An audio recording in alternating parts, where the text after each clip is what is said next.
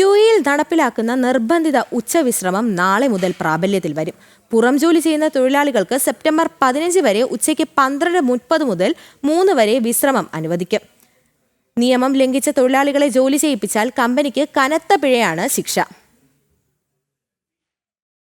കഠിനമായ ചൂടിൽ നിന്നും തൊഴിലാളികളെ സംരക്ഷിക്കുന്നതിന്റെ ഭാഗമായി നടപ്പാക്കുന്ന നിർബന്ധിത ഉച്ചവിശ്രമ നിയമപ്രകാരം ഉച്ചയ്ക്ക് 12:30 മുതൽ 3 മണി വരെ തൊഴിലാളികളെ തുറസായ സ്ഥലങ്ങളിൽ വെയിലത്ത് പണിയെടുപ്പിക്കാൻ പാടില്ലെന്ന് UAE മാനവ വിഭവശേഷി സ്വദേശിവൽക്കരണ മന്ത്രാലയം വ്യക്തമാക്കി.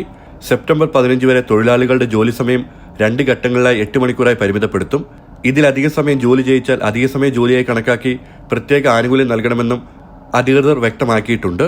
ഉച്ചവിശ്രമ സമയത്ത് തൊഴിലാളികൾക്ക് വിശ്രമിക്കാൻ ആവശ്യമായ സൗകര്യങ്ങൾ ഒരുക്കി നൽകേണ്ടത് സ്ഥാപനങ്ങളാണ്.